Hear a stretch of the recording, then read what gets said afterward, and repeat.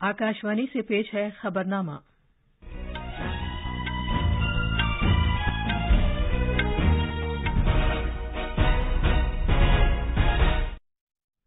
आदाब। खबरनामे के साथ मैं शबाना रहमान। पहले इस वक्त की अहम खबरें। वजीर दाखिला अमित शाह ने दहशतगर्दी, अलहदगी पसंदी मुहिम की मदद करने और उसकी एआनत करने के निज़ाम को खत्म करने पर जोर दिया है। भारत ऑस्ट्रेलिया इक़्तिसादी ताउन और कारोबार से मुताल्लिक़ मुआहिदा नाफिज हो गया है। वजीर ख़ारजा डॉक्टर एस जयशंकर आज से क़ब्रुस और ऑस्ट्रिया का 6 रोज़ा दौरा शुरू करेंगे। कौमी तहक़ीक़ाती एजेंसी एनआईए ने पूरे केरला में ममनुआ तंजीम popular front of India PFI से मुंसलिक लीडरों के 50 से ज्यादा ठिकानों पर छापे की कार्रवाई अंजाम दी। दिल्ली एनसीआर में जो सनतें कोयले समेत गैर मंजूरशुदा ईंधनों का इस्तेमाल कर रही हैं, वो 1 जनवरी से बंद कर दी जाएंगी और शिमाली भारत में शनिचर से फिर से सर्द लहर आने का इम्कान है।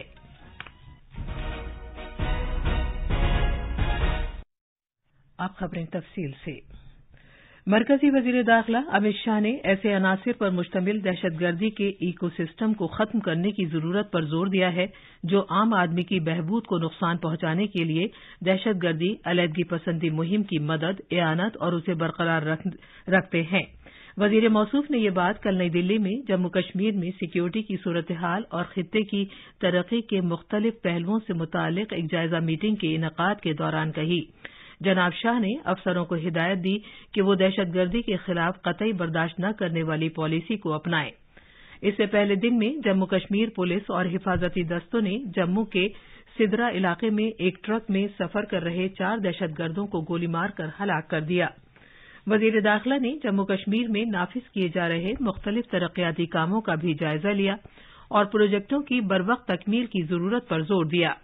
जनाब शाह ने अफसरों से कहा कि वो अपनी तरफ से पूरी कोशिश करें कि मुख्तलिफ स्कीमों के तहत फायदे 100% तक मुस्तफिदीन को पहुंचें और इस बात को यकीनी बनाएं कि तरक्की के फायदे मुआशरे के हर तबके को हासिल हों।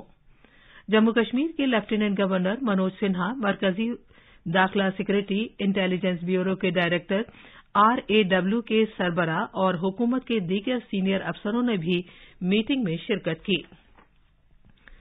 मरकजी वजीर दाखिला अमित शाह आज नई दिल्ली में मरकज के जेर इंतजाम इलाकों की कॉन्फ्रेंस में शिरकत करेंगे। दिल्ली, चंडीगढ़, अंडमान निकोबार, पुडुचेरी, लद्दाख और जम्मू कश्मीर समेत मरकज के जेर इंतजाम इलाकों के लेफ्टिनेंट गवर्नर्स और मुंतजिमीन इस कॉन्फ्रेंस में शिरकत करेंगे। एक और प्रोग्राम में जनाब अमित शाह BSF ऐप और BSF मैनुअल्स का भी इफ्तिताह करेंगे। भारत और ऑस्ट्रेलिया माशी ताउन और तिजारती समझौता आज से नाफिज हो गया है। भारत और ऑस्ट्रेलिया ने इस साल 2 अप्रैल को माशी ताउन और तिजारती समझौते पर दस्तखत किए थे। माशी ताउन और तिजारती समझौता 10 साल से भी ज्यादा अरसे के बाद किसी तरक्की याफ्ता मुल्क के साथ भारत का पहला तिजारती समझौता है। हमारे नामानिगार ने इत्तला दी है कि इस समझौते में दोनों मुल्कों के दरमियान बाहमी इक़्तिसादी और तिजारती रिश्तों के तमाम पहलुओं में ताउन करने का अहाता किया गया है। एक रिपोर्ट। इस मुआहिदे के तहत भारतीय बरामदात को बहुत फायदा पहुंचेगा और इस मुआहिदे से भारत के मेहनत से मुंसलिक शोबों जैसे हीरे, जवाहरात, टेक्सटाइल, चमड़ा, फर्नीचर, खुराक, ज़रई मसनूआत, इंजीनियरिंग से मुतालिक मसनूआत और तिब्बी आलात को फायदा पहुंचेगा। इस तरह का अंदाजा लगाया गया है कि इस मुआहिदे से मुल्क में रोजगार के 10 लाख मौके पैदा होंगे और कुल बाहमी तिजारत अगले 5 साल में मौजूदा 31 अरब अमरीकी डॉलर से बढ़कर 45 से 50 अरब डॉलर तक तजावुज कर जाएगी। दिल्ली से खबरनामे के लिए आनंद कुमार की रिपोर्ट के साथ मैं हुसैन अख्तर। वजीर ख़ारजा डॉक्टर एस जयशंकर आज से क़ब्रुस और ऑस्ट्रिया के 6 रोज़ा दौरे पर रवाना हो रहे हैं। वज़ारत ख़ारजा ने कहा है कि क़ब्रुस के अपने 3 दिन के दौरे के दौरान डॉक्टर जयशंकर वहां के वजीर ख़ारजा के साथ मीटिंग करेंगे और ऐवान नुमाइंदगान के सदर से भी मिलेंगे। डॉक्टर जयशंकर क़ब्रुस का कारोबारी और सरमायाकारी बरादरी से खिताब करेंगे। ऑस्ट्रिया में डॉक्टर जयशंकर यूरोपियन और बैनुल-अक़वामी उमूर के विफाकी वजीर अलेक्जेंडर के साथ भी मीटिंग करेंगे। गुज़िश्ता 27 साल में ऑस्ट्रेलिया के लिए भारत के वजीर ख़ारजा का यह पहला दौरा होगा। वजीर मौसूफ ऑस्ट्रेलिया के चांसलर करी नेहमर से मुलाकात करेंगे और बैनुल-अक़वामी एटमी तवानाई एजेंसी के डायरेक्टर जनरल राफेल मैरियानो ग्रोसी के साथ भी मीटिंग करेंगे। डॉ जयशंकर दोनों मुल्कों में रह रहे गैर मुकीम भारतीयों के साथ बातचीत करेंगे। वजीर आजम नरेंद्र मोदी ने सिखों के 10वें गुरु श्री गुरु गोबिंद सिंह जी महाराज के प्रकाश पर्व के मुकद्दस मौके पर गुरु जी को नमन किया और इंसानियत की खिदमत करने के तईं उनकी खिदमात को याद किया। जनाब मोदी ने कहा कि उनकी गैर मामूली बहादुरी और शुजाअत आइंदा सालों में लोगों को तहरीक देती रहेगी। इत्तलात और नशरियात के मरकजी वजीर अनुराग सिंह ठाकुर ने नई दिल्ली में एक तकरीब के दौरान साल 2023 के लिए भारत सरकार का सरकारी कैलेंडर जारी किया। कल इस मौके पर इजहार ख्याल करते हुए जनाब ठाकुर ने कहा कि ये कैलेंडर वजीर आजम नरेंद्र मोदी का सबका साथ, सबका विकास और सबके विश्वास के विजन की अक्कासी करता है। इस कैलेंडर में बदलते भारत, बढ़ते भारत का 12 बहुत ही प्रभावशाली चित्रों का संकलन है। ये कैलेंडर सिर्फ चित्रों का संकलन अथवा तिथियों का दस्तावेज ही नहीं, बल्कि बीते कल की उपलब्धियों पर गर्व करने के साथ साथ आने वाले कल के संकल्पों को सिद्ध करने का एक माध्यम भी है। इत्तलात और नशरियात के वजीर ने कहा कि आम लोगों तक खबरें पहुंचाने के लिए आकाशवाणी और दूरदर्शन को 2 सबसे भरोसेमंद नेटवर्क्स के तौर पर तस्लीम किया गया है। इस साल के दौरान कोयले की वजारत की कुछ अहम हुसूलियाबियों में 780 मिलियन टन कोयले की रिकॉर्ड पैदावार और 64 कोयला खानों की कामयाब नीलामी वगैरह शामिल है।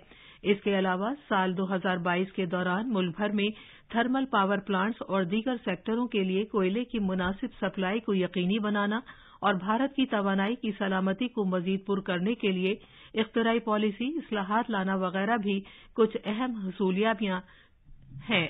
साल के आखिर में अपने जायजे में वजारत ने कहा है कि उसने जमीन की हुसूली, नई टेक्नोलॉजी और कॉरपोरेट समाजी जिम्मेदारी पहलकदमियों को अपनाने जैसी गैर मामूली कामयाबियों को भी रिकॉर्ड बनाया है।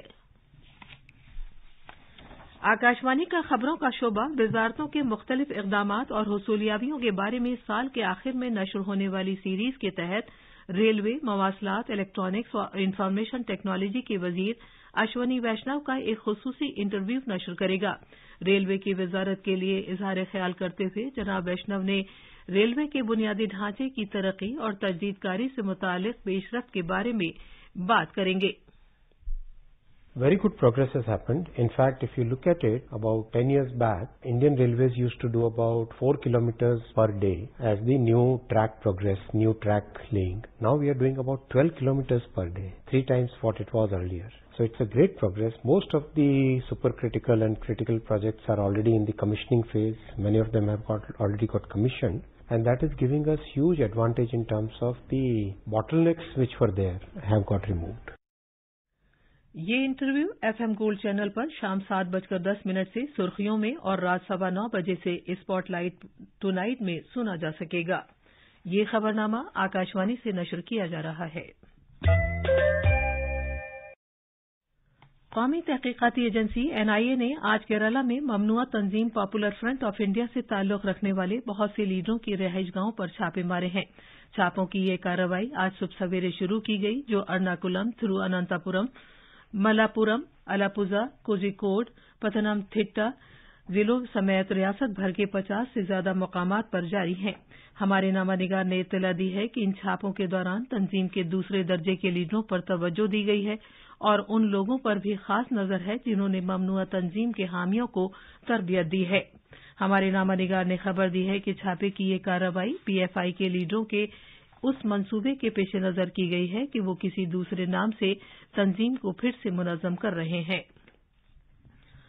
आंध्र प्रदेश में नेल्लौर जिले के कंदुकुरु में तेलुगुदेशम पार्टी के लीडर चंद्रबाबू नायडू के कल शाम एक रोड शो के दौरान भगदड़ में कम से कम 7 अफराद हलाक और दीगर बहुत से जख्मी हो गए।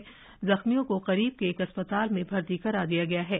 जनाब नायडू ने अपना प्रोग्राम मनसूख कर दिया है और मुतासरीन के कुनबों के साथ हमदर्दी का इजहार करने के लिए अस्पताल का दौरा किया।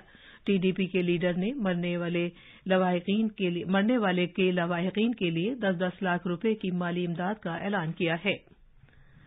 हवा के मेयार के बंदोबस्त से मुतालिक कमीशन ने कौमी राजधानी खित्ते और इससे मुत्तसिल इलाकों में मुख्तलिफ सनतों, कारोबारी इदारों और दीगर मुख्तलिफ इदारों के जरिए ज्यादा आलूदगी वाले ईंधन के इस्तेमाल के खिलाफ सख्त मौक़िफ़ इख्तियार किया है। कमीशन ने सनतों और सनती इकाइयों समेत सभी सेक्टरों को इस बात की यकीन दहानी कराई है कि वो अगले महीने की 1 तारीख से गैर मंजूर शुदा ईंधनों के इस्तेमाल से गुरेज करें, जिसमें हरारती बिजली घरों में कम सल्फर वाले कोयले के अलावा कोयले का इस्तेमाल शामिल है। उसने कहा है कि गैर मंजूर शुदा ईंधनों के इस्तेमाल वाले यूनिटों को बंद कर दिया जाएगा, साथ ही उन पर शदीद माहौलियाती जुर्माना भी आयद किया जाएगा। इस्तेमाल शुदा ईंधन में BS6 पेट्रोल और डीजल, कुदरती गैस, हयातियाती ईंधन, LPG और CNG शामिल है। CAQM के फ्लाइंग स्क्वाड को हिदायत दी गई है कि वो पूरे NCR खित्ते में मंजूर शुदा ईंधनों के इस्तेमाल से मुताल्लिक अपनी हिदायत के साथ अमलावरी को यकीनी बनाए। नेशनल टेस्टिंग एजेंसी अगले साल 1 से 10 जून तक PG में दाखिले के लिए मुश्तरका यूनिवर्सिटी दाखिला टेस्ट CUET PG का इनेकाद करेगी। UGC के चेयरमैन मम्मीदाला जगदीश कुमार ने एक ट्वीट में कहा कि इसके लिए दरख्वास्त देने का अमल मार्च 2023 में शुरू होगा। उन्होंने कहा कि ये CUET PG के स्कोर के जरिए तलबा को मुतअद्दिद यूनिवर्सिटियों में पोस्ट ग्रेजुएट प्रोग्रामों में दाखिले का एक शानदार मौका फराहम करेगा।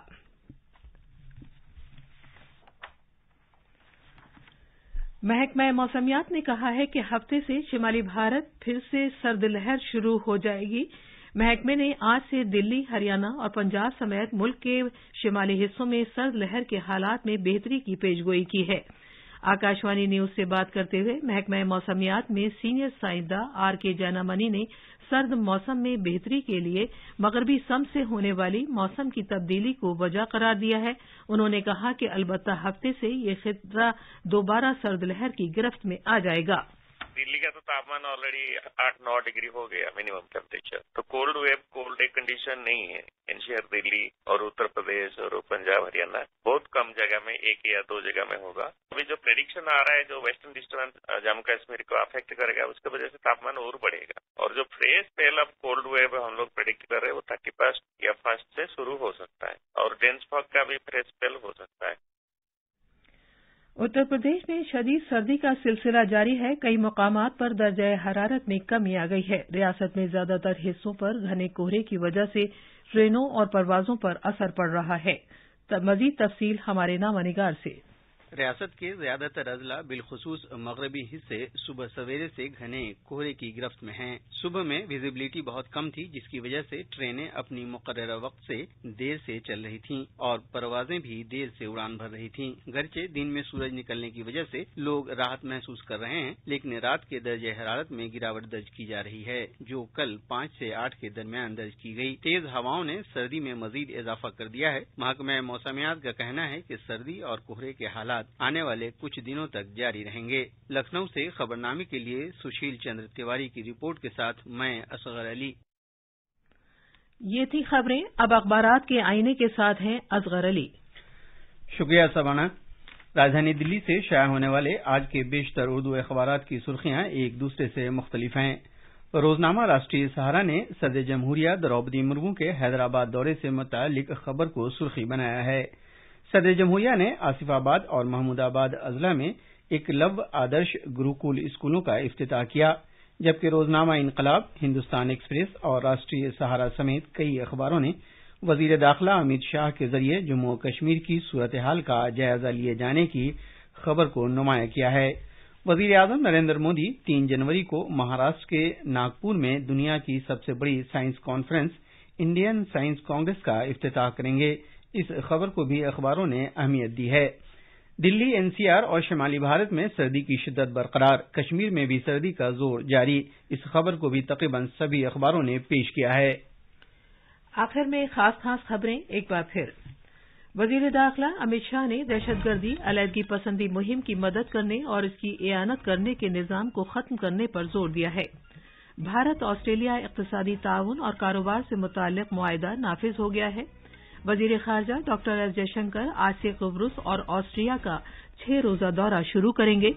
कौमी तहकीकाती एजेंसी NIA ने पूरे केराला में ममनुआ तंजीम popular front of India PFI से मुंसलिक लीडरों के 50 से ज्यादा ठिकानों पर छापे की कार्रवाई अंजाम दी है।